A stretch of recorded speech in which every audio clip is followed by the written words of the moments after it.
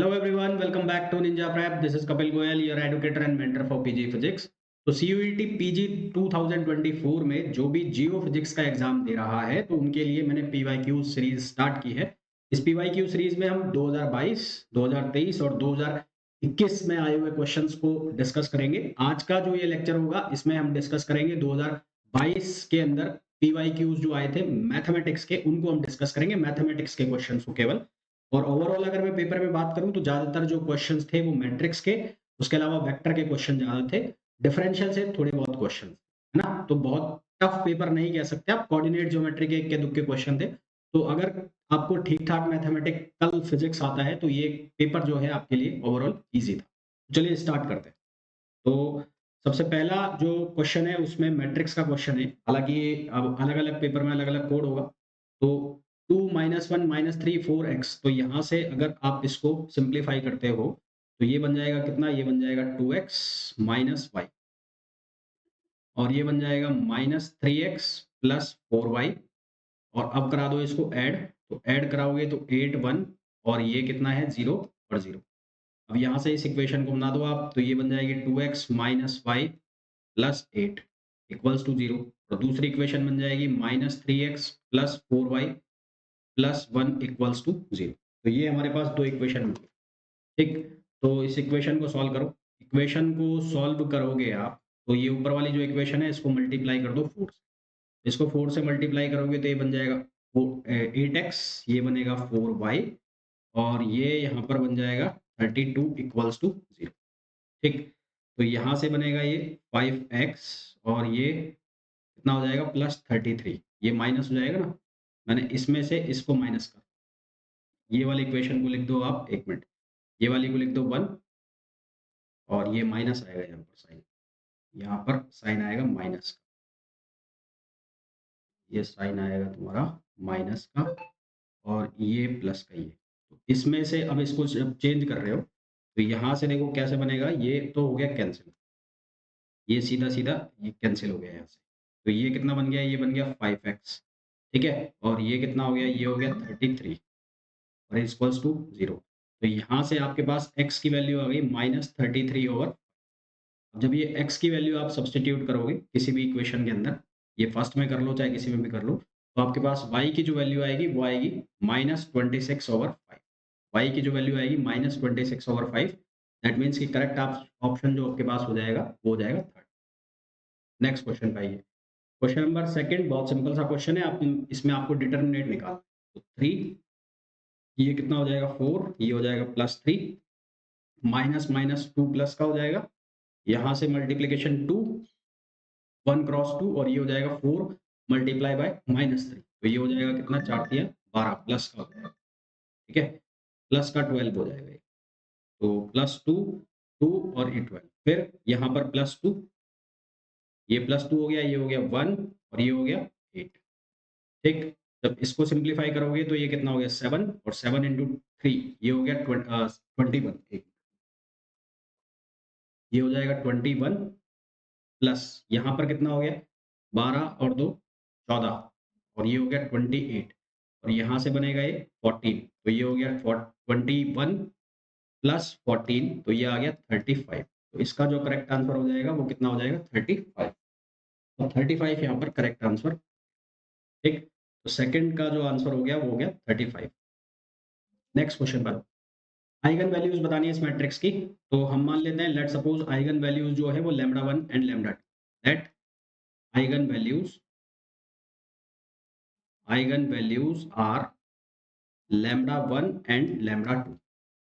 तो eigen values क्या क्या होंगी, जो ट्रेस का सम होगा वो किसके सम के बराबर होगा, आइगन वैल्यूज के सम के बराबर होगा, और इनका जो प्रोडक्ट होगा वो इस मैट्रिक्स के डिटरमिनेट के बराबर ना। तो ट्रेस जो होगा इसका, ट्रेस ऑफ मैट्रिक्स, वो कितना हो गया 5 और 2 7, तो वो किसके बराबर होगा λ1 + λ2। इसको लिख दिया मैंने इक्वेशन फर्स्ट। और इस मैट्रिक्स का जो डिटरमिनेट होगा, इस मैट्रिक्स का जो डिटरमिनेट होगा, जो कि कितना होगा 10 और +3, 5 10, और 2 × -1, तो कितना होगा -2 प्लस हो जाएगा, तो ये 12 हो जाएगा ना। तो ये कितना हो गया 12। तो ये किसके बराबर आना चाहिए, λ1 और λ2 के प्रोडक्ट के। अब इनमें से वैल्यूज चूज करके देख लो कौन सी सब्स्टिट्यूट करोगे। तो अगर 3 और 4 करते हो तो उनका प्रोडक्ट आएगा 12 और उनका सम करते हो तो वो कितना आ जाएगा 7। दूसरे का करते हो तो वो कैंसिल हो रहा है, तीसरे का करते हो तो भी वो कैंसिल हो रहा है। इसका मतलब इसका जो करेक्ट आंसर आ जाएगा वो क्या आ जाएगा 1 आ जाएगा। दैट मीन्स कि अगर लैम्ब्डा 1 3 है तो लैम्ब्डा 2 कितना हो जाएगा, ठीक। आगे बढ़ने से पहले एक इंपॉर्टेंट इंफॉर्मेशन आपको देना चाहूंगा। जो भी लोग प्रिपेयर कर रहे हैं जेएमआई के लिए यानी कि जामिया मिलिया के लिए, या फिर वो जो प्रिपरेशन कर रहे हैं एएमयू एमएससी फिजिक्स एंट्रेंस के लिए, Allahabad university MSc entrance physics के लिए, राजस्थान यूनिवर्सिटी के लिए, कुरुक्षेत्र यूनिवर्सिटी के लिए, गुवाहाटी के लिए, जो प्रेसिडेंसी यूनिवर्सिटी उसके लिए, कोलकाता यूनिवर्सिटी, या फिर आप लखनऊ यूनिवर्सिटी, पंजाब यूनिवर्सिटी जो चंडीगढ़ में है उसके एंट्रेंस एग्जाम की प्रिपरेशन आप कर रहे हैं, तो अभ्यास 2.0 बैच स्टार्ट हो रहा है 18th ऑफ मार्च से। 18th ऑफ मार्च से ये बैच स्टार्ट हो रहा है। इसमें आपको एडवांस टॉपिक भी कराए जाएंगे क्योंकि इनका जो सिलेबस है उसमें आपकी जो ग्रेजुएशन के अंदर आपने फिजिक्स पढ़ी है ऑलमोस्ट वो पूरा कंप्लीट पूछा जाता है। तो सीयूईटी पीजी के सिलेबस में जो चीजें छूट जाती है वो भी यहाँ पर आती है। तो इस बैच में आपको रिकॉर्डेड प्लस लाइव लेक्चर्स मिलने वाले, एडवांस टॉपिक जो भी होंगे लाइक जो मिल्टोनियन डायनेमिक्स होता है क्लासिकल मैकेनिक्स में, या लैग्रेंजियन डायनेमिक्स होता है, वो भी आपको कवर होगा। इसके साथ साथ ईएमटी के जो एडवांस पोर्शन होते हैं वो कवर किए जाएंगे। इलेक्ट्रॉनिक्स में जो एफईटी जो ट्रांजिस्टर्स वगैरह होते हैं जो कि सीयूईटी पीजी के सिलेबस में नहीं होते वो भी कवर किए जाएंगे। ऑप्टिक्स में लेजर जैसे टॉपिक्स हैं वो भी कवर किए जाएंगे। और उसके अलावा लाइव सब्जेक्ट में जो आपको पढ़ाया जाएगा वो पढ़ाया जाएगा mechanics, optics, wave and oscillation, ये आपके लाइव चलेंगे। जामिया मिलिया तक ये सब्जेक्ट्स जो है 3-4 लाइव होंगे, बाकी रिकॉर्डेड रहेंगे। जामिया मिलिया के एग्जाम होने के बाद बाकी सब्जेक्ट भी लाइव में कवर कर दिए जाएंगे, है ना। क्योंकि जो और एग्जाम है लाइक इलाहाबाद है, प्रेसिडेंसी यूनिवर्सिटी है, राजस्थान यूनिवर्सिटी है, कुरुक्षेत्र यूनिवर्सिटी है, एमडीयू है, इनके एग्जाम है जुलाई। इलाहाबाद ये जो जामिया है उसका एग्जाम है 27 ऑफ अप्रैल को, तो तब तक करीबन 3 से 4 सब्जेक्ट लाइव हो पाएंगे, बाकी आपको रिकॉर्डेड अवेलेबल रहेगा। तो जो भी लोग ये बैच ज्वाइन करना चाहते हैं तो उनको डाउनलोड करना है Ninja Prep by Kapil sir.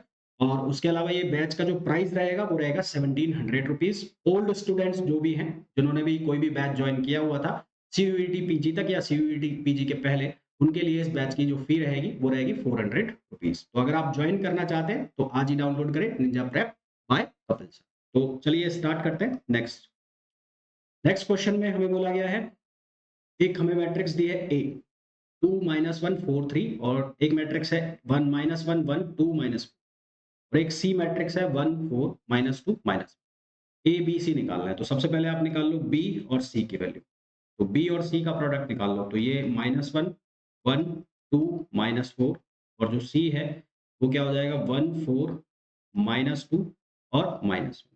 तो इसका जब प्रोडक्ट निकालोगे तो क्या बनेगा -1 ये हो गया 1 माइनस का 1, यहाँ क्या बन जाएगा ये बन जाएगा -1, फिर उसके बाद -2, ये क्या बन जाएगा -2, फिर नेक्स्ट निकाल लो आप, ये कितना आ जाएगा -4, और ये कितना आ जाएगा -1, फिर उसके बाद 2, ये 2 हो गया, और ये हो गया 4 दूनी 8, प्लस का हो जाएगा तो ये हो गया प्लस का 8, फिर ये वाला निकाल लो 4 दूनी 8, 2 चौक 8, ये हो गया 8, और ये हो गया प्लस का 4।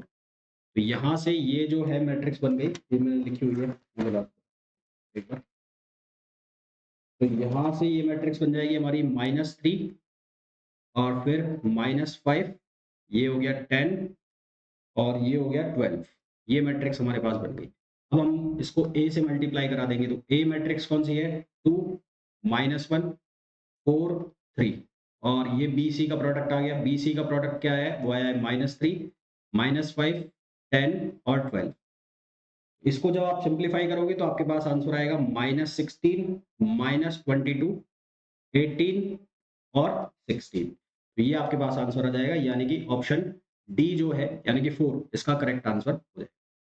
जो भी लोग इस वीडियो को देख रहे हैं जिन्होंने भी अब तक वीडियो को लाइक नहीं किया है प्लीज वीडियो को लाइक जरूर कर दें, चैनल को सब्सक्राइब नहीं किया है सब्सक्राइब कर दें और शेयर भी कर दें। यहाँ पर पूछा है given a function f x t of the both x and time. तो यहाँ पर ये लिखा हुआ है del f dash dot upon del x dot. तो हालांकि एक प्रॉपर्टी होती है जिसको कहते हैं डॉट कैंसिलेशन प्रॉपर्टी, उस प्रॉपर्टी के अकॉर्डिंग इसकी जो सीधी वैल्यू बन रही है वो बन रही है del F upon del x. आप इसको ऐसे भी लिख सकते हो del f dot upon del x dot. इसको डॉट कैंसिलेशन प्रॉपर्टी भी कहते हैं, डॉट कैंसिलेशन प्रॉपर्टी। और चाहो तो यहाँ से भी आप बना सकते हो जो आपको वैल्यूज दी हुई है। तो इसका जो आंसर आ जाएगा वो आ जाएगा del F upon del x. Correct answer आ जाएगा इसका del F upon del x, ये आंसर आ जाएगा। ठीक है, बी आंसर। नेक्स्ट क्वेश्चन पे आ जाओ। इनवर्स ऑफ मैट्रिक्स बनाना है, तो यहाँ पर आपको क्ले हैमिल्टन थ्योरम का यूज करना पड़ेगा। सबसे पहले आप इसमें आइगन वैल्यूज वाला फॉर्मूला लगा दो, यानी कि 0 माइनस लेमडा 1 1 0 0 माइनस लेमडा 1 0 1 0 और 0 माइनस लेमडा, इसको बराबर करना है 0। तो यहाँ से बनेगा माइनस लेमडा, ये हो जाएगा लेमडा स्क्वायर माइनस 0, फिर माइनस वन, तो ये हो जाएगा कितना, ये 0 हो जाएगा, और यहाँ पर कितना हो गया -1, प्लस ये कितना हो गया 1, ये हो गया 0, और ये कितना हो जाएगा प्लस लेमडा इक्वल्स टू 0। तो यहाँ हो जाएगा माइनस लेमडा क्यूब, और ये हो जाएगा प्लस का 1, और ये हो जाएगा प्लस का लेमडा इक्वल्स टू 0। ठीक है, अब हम क्या करेंगे, क्ले हैमिल्टन थ्योरम का यूज करेंगे। Clay Hamilton's theorem. तो लैम्बडा को हम रिप्लेस कर देंगे किससे, m से, तो ये बन जाएगा -m³ plus m plus 1 equals to 0। तो इसको हम अब लिखेंगे, क्या लिखेंगे, m है ना, m equals to m³ minus 1, दोनों तरफ मल्टीप्लाई कर दो m इनवर्स से, तो ये बन जाएगा m इनवर्स m, ये हो जाएगा m³ m इनवर्स, और ये हो जाएगा m इनवर्स। तो m इनवर्स m जो है ये बन जाएगा आइडेंटिटी मैट्रिक्स, ये बन जाएगा कितना m² और ये बन जाएगा -1 m-1।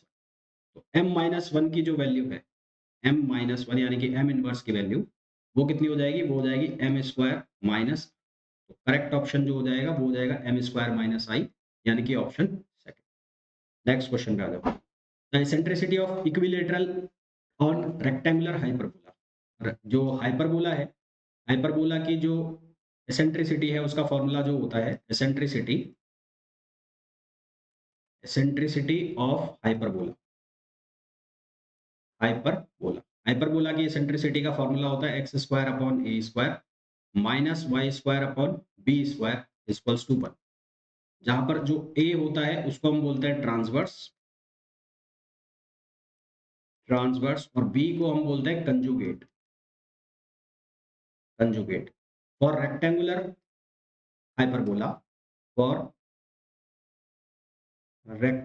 हाइपरबोला a और b दोनों इक्वल होते हैं, और एसेंट्रिसिटी का जो फॉर्मूला होता है, एसेंट्रिसिटी उसकी वैल्यू होती है a² plus b² over a। तो ये दोनों इक्वल हो जाएंगे, तो इसको हम लिखेंगे a² plus a² upon a।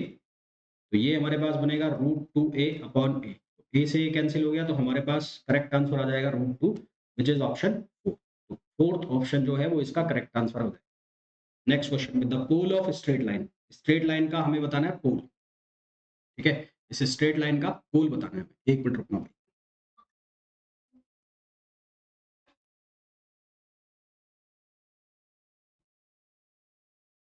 इसका पोल बताना है, एक मिनट कैमरा।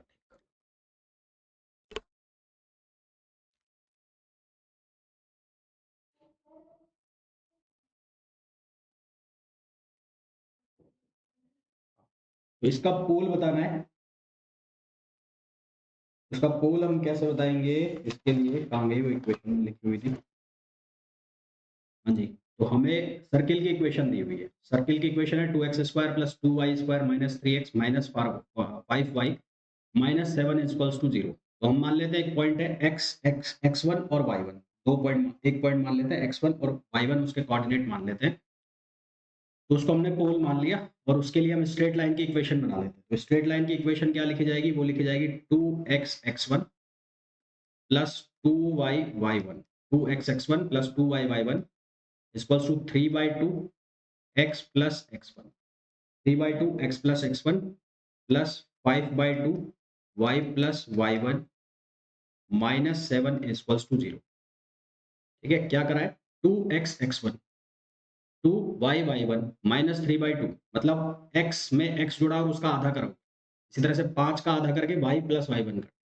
अब इसको सिंप्लीफाई करो, इसको सिंप्लीफाई करोगे तो आपके पास जो इक्वेशन बनेगी, मैं इकट्ठा लिख रहा हूँ x, वो बनेगी 4x1 minus 3 plus y, 4y1 plus 5,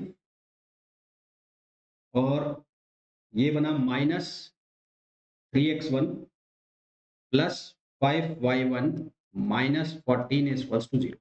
तो ये इक्वेशन बन गई स्ट्रेट लाइन की तरह, ये इक्वेशन है स्ट्रेट लाइन की, और ये इक्वेशन जो पोल ऑफ स्ट्रेट लाइन, तो अगर मैं पोल कंसीडर कर रहा हूँ एक पॉइंट और उससे मैं इस सर्किल से स्ट्रेट लाइन बना रहा हूँ, वो स्ट्रेट लाइन जो है उसकी जो इक्वेशन है वो ये बन गई, और ये भी स्ट्रेट लाइन की इक्वेशन है, दोनों एक ही होंगी।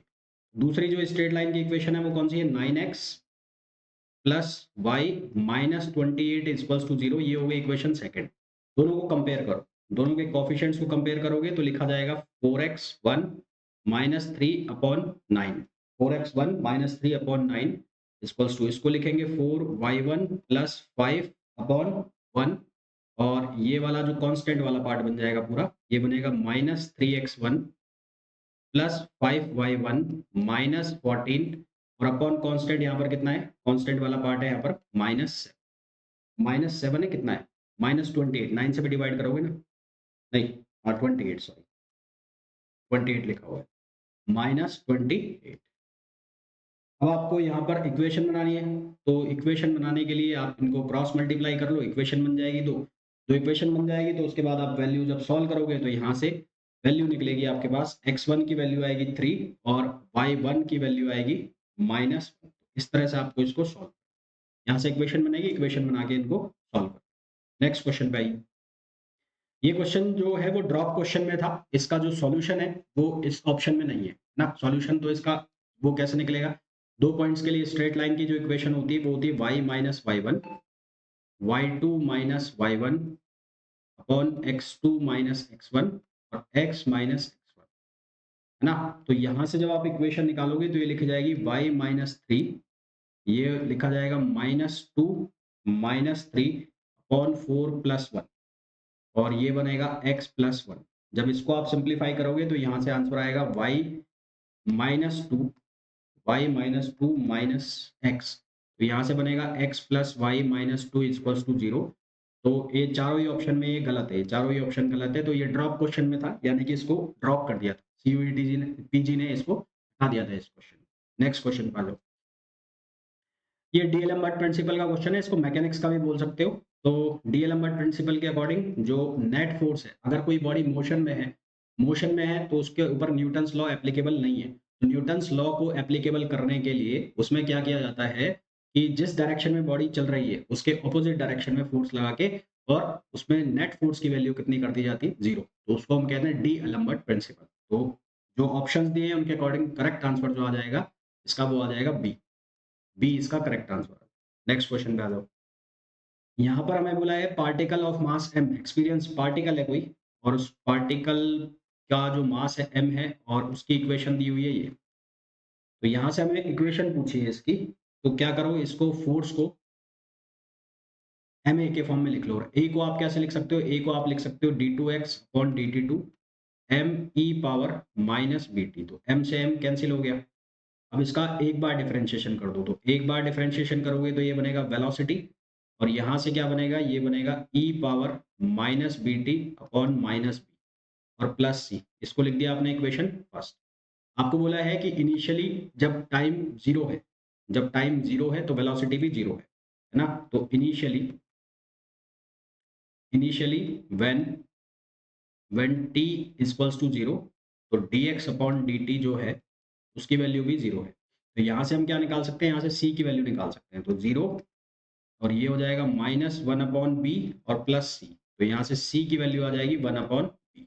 तो c की वैल्यू हमें निकल के मिल गई यहाँ से। तो अब dx अपॉन dt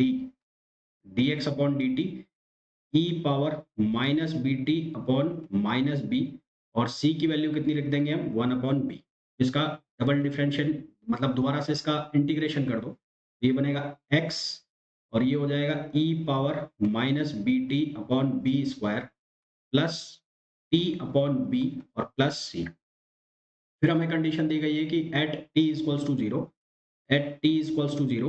एक्स की वैल्यू क्या है, जीरो, तो यहाँ से क्या बनेगा 0, ये कितना हो जाएगा, ये हो जाएगा t इक्वल्स टू 0 पर ये हो जाएगा 1/b² और ये 0 और प्लस c। तो c की वैल्यू हमें मिल गई -1/b²। तो यहाँ से जब हम ये वैल्यू डालेंगे तो x की जो इक्वेशन बनेगी वो बनेगी e power -b/d t b² plus t/b और -1/b²। दैट मीन्स कि जो इक्वेशन इसमें बन रही है वो बन रही है फोर्थ। तो इसका करेक्ट आंसर आ जाएगा fourth is the correct answer. Next question पे आओ। द वैल्यू ऑफ लिमिट, ये इसकी वैल्यू बतानी है। तो यहाँ इसको कैसे सॉल्व करो, let consider let 1/n is equals to x, x मान लो इसको।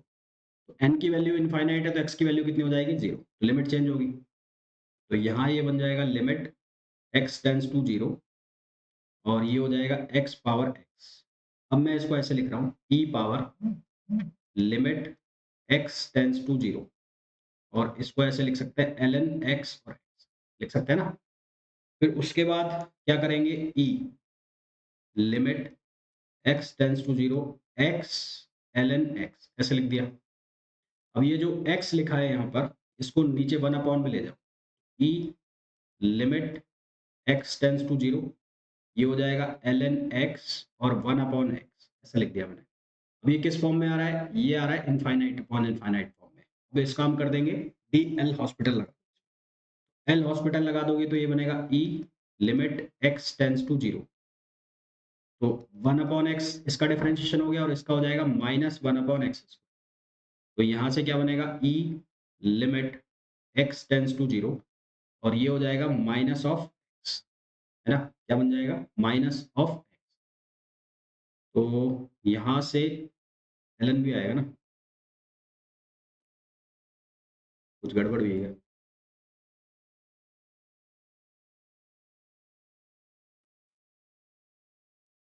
x टेंड्स टू 0 तो यहाँ से हमारे पास ये क्या बना e की power x tends to 0, x की वैल्यू कितनी रखेंगे 0, ठीक है, x की वैल्यू 0 तो यहाँ से e की पावर क्या हो जाएगी 0, e की पावर 0 तो आंसर क्या आ जाएगा 1। तो करेक्ट आंसर हमारे पास क्या आ जाएगा 1 आ जाएगा।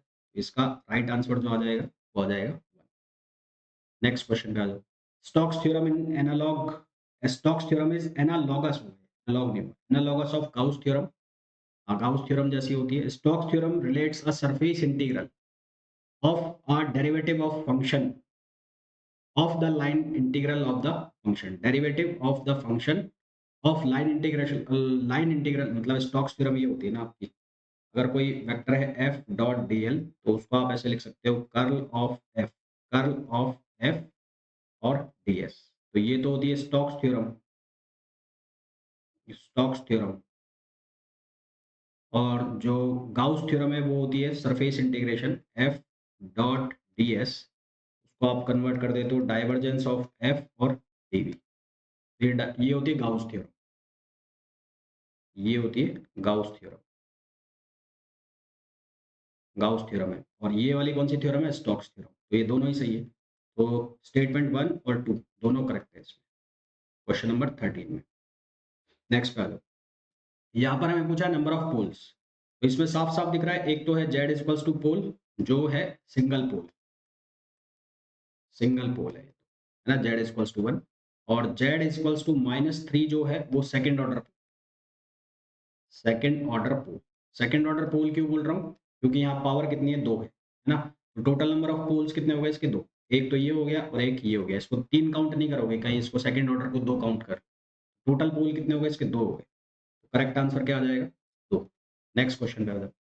The volume integral of function, volume integral निकालना है इस फंक्शन का, तो इसमें आपको करना है जो स्पेरिकल कोऑर्डिनेट सिस्टम है वो लगा। तो फंक्शन क्या है r² cos थीटा। अब स्पेरिकल के केस में जो वॉल्यूम है उसको हम कैसे लिखते हैं, उसको लिखते हैं r² sin theta dr d theta और d फाई। तो वो पूरी की पूरी वैल्यू लिख दो यहाँ पर, r² sin theta d theta dr और d फाई। तो लिमिट्स दी हुई है, ये लिमिट हो गई इसकी 0 से 2 r की, थीटा की लिमिट जो है वो 0 से और π/3 है और फाई की जो लिमिट है वो 0 से 2 पाई। तो सबसे पहले फाई की लिमिट के लिए सॉल्व कर दो। तो फाई की लिमिट के लिए सॉल्व करोगे तो कितना आंसर आएगा 2 पाई। तो फाई की लिमिट के लिए सॉल्व कर दिया तो यहाँ से 2 पाई आंसर ये आ गया और डिवाइड 2 कर दो। 2 क्यों कर रहे हो ये बता रहा हूँ। यहाँ से लिख दो 0 से π/3, ये हो गया 0 से 2 और ये r पावर 4 हो जाएगा। तो यहाँ मैंने लिख दिया 2 sin थीटा cos थीटा। अब समझ में आ गया होगा मैंने 2 क्यों लिखा है। हालाँकि इस 2 को भी अंदर ले जा सकता था डायरेक्ट, बात तो वही बनेगी। और ये हो जाएगा dr और d थीटा। ये 2 से 2 कैंसल, तो यहाँ बन गया पाई। ये हो गया 0 से π/3 और ये हो जाएगा 0 से 2। तो ये r पावर 4 और ये हो जाएगा sin 2 थीटा d थीटा और dr। sin 2 थीटा का करोगे तो वो क्या बनेगा, माइनस पाई, माइनस तो आएगा ही और अपॉन 2 आएगा। तो ये बन जाएगा cos 2 थीटा।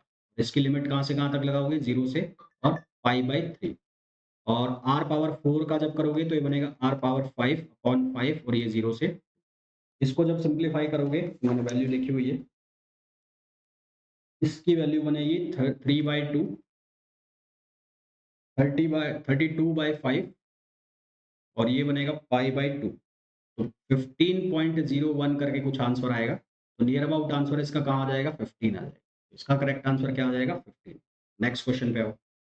यहाँ पर बोला है लैपलास इक्वेशन, लाप्लास इक्वेशन दी है del square f equals to 0। तो लाप्लास इक्वेशन बेसिकली किसके लिए लिखी जाती है, वो लिखी जाती है पोटेंशियल के लिए। पोटेंशियल कौन सा फंक्शन होता है, स्केलर फंक्शन होता है। दैट मीन्स कि जो एफ है वो कौन सा फंक्शन होगा, स्केलर फंक्शन। एफ कौन सा फंक्शन होगा, स्केलर फंक्शन। ठीक है, यानी कि ये पोटेंशियल एनर्जी है और जो पोटेंशियल एनर्जी है उसका जब आप, भाई हम ऐसा लिखते हैं ना, f equals to minus d u upon d r. Potential energy में तो लिखते हैं f equals to minus d u upon d r, मतलब हम उसका ग्रेडियंट कर रहे हैं। क्या कर रहे हैं, ग्रेडियंट कर रहे हैं। तो ये जो लिखा हुआ है ये ऐसे लिखा हुआ है, ऐसे ग्रेडियंट ऑफ एफ। तो ग्रेडियंट ऑफ एफ जब आप करोगे तो यहाँ से इसका जो आपने जो ग्रेडियंट किया पहले इसका, तो del square f equals to 0 where f equals to x y z equals to c upon r will give. तो ये हमें क्या रिजल्ट दे रहा है वो हमें पूछा है। ये ग्रेविटेशनल फोर्स ऑफ अट्रैक्शन हमें बता रहा है या हमें बता रहा है कूलम फोर्स ऑफ रिपल्शन, ये कौन सी वैल्यू। तो जब आप इसका एक बार ग्रेडियंट करोगे, एफ की वैल्यू कितनी दी हुई है, सी अपॉन आर। जब आप इसका ग्रेडियंट करोगे तो ग्रेडियंट ऑफ एफ कितना बनेगा, minus c upon r square, ये बनेगा ना। और ये क्या बन जाएगा, फोर्स बन जाएगा। ये किसकी वैल्यू बन गई, फोर्स। तो फोर्स की वैल्यू कितनी आ गई, minus c upon r square, minus c upon r square. ठीक है, अब ये जो है ग्रेविटेशनल फोर्स ऑफ अट्रैक्शन है, कूलम फोर्स ऑफ रिपल्शन है, strong nuclear force of attraction है या weak nuclear force of repulsion है, ये हमें बताना है इनमें से क्या है। देखो ये जो कंडीशन बन रही है, ये कंडीशन बन रही है सेंट्रल फोर्स, और जो न्यूक्लियर फोर्स होते हैं वो सेंट्रल फोर्स होते नहीं है। तो जो ये वाला ऑप्शन है और ये वाला ऑप्शन है वो तो हो गया।